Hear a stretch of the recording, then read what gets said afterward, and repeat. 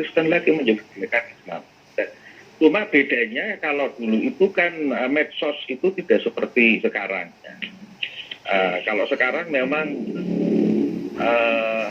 ada beberapa media-media online sehingga mengakibatkan sangat luar biasa efeknya. Nah, saya ingin menyikapi tentang orang yang baru masuk agama, terutama adalah baru masuk agama Islam, yang kemudian kalau saya melihat salah satu contoh adalah Waloni.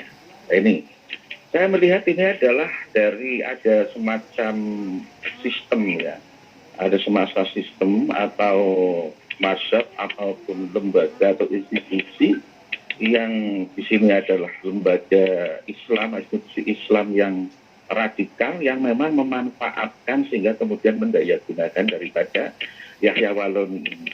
Ini kalau saya kebetulan beberapa minggu terakhir ini saya mengamati dari tingkah laku daripada Yahya Waloni. Jadi sampai saya melihat tayangan-tayangan ataupun ceramah-ceramah dari Yahya Waloni sangat banyak yang bertentangan.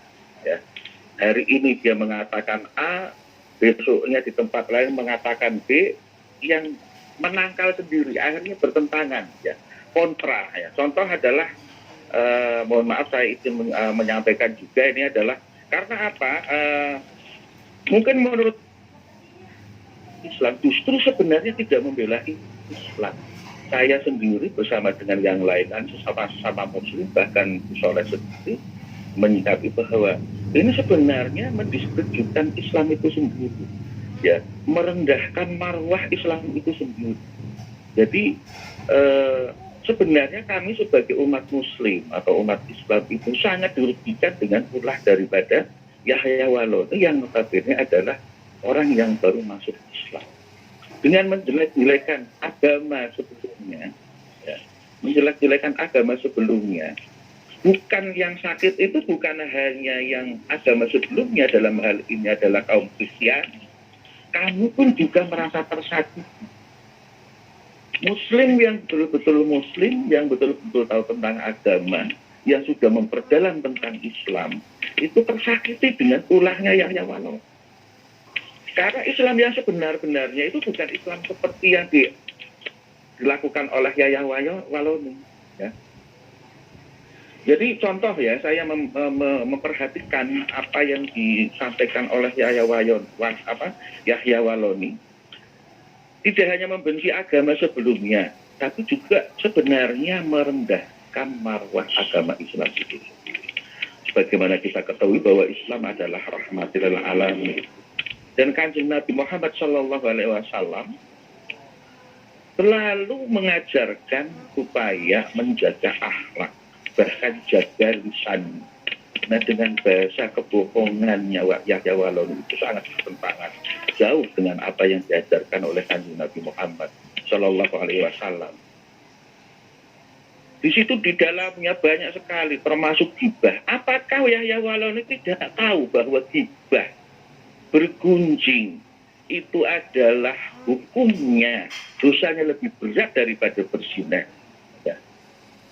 Bergunjing saja melakukan atau menceritakan sesuatu hal yang sebenarnya, menceritakan hal kebenaran, ya, itu saja tidak boleh kalau menjelek-jelekan orang, ya, apalagi menjelekkan suatu institusi, itu tidak boleh. Apakah sudah belajar itu apa belum? Kemudian saya lihat hutan, ya, dia menceritakan hal-hal yang sebenarnya tidak terpuji, bahkan kemudian ada fitnah-fitnah. Nah, kenapa fitnah lebih kejam daripada pembunuhan? Kenapa gibah hukumnya lebih berat daripada zina? Karena apa? Ini mungkin yang tidak diketahui oleh Yahya Waloni karena baru masuk Islam. Ya, sampai menjelek-jelekan kiai sepuh, kiai yang betul-betul tahu tentang agama, yang belajar di pondok pesantren sampai puluhan tahun, dijelek-jelekan, ya, bahkan dikatakan tidak tahu agama. Ini sebenarnya tidak tahu agama siapa. Nah, ini saya menceritakan, menyampaikan hal yang sangat sederhana lah. Dasar-dasar tentang keislaman dulu. Ya. Tentang gibah, tahu apa enggak sih sebenarnya lebih berat. Dosanya lebih berat daripada zina. Kenapa?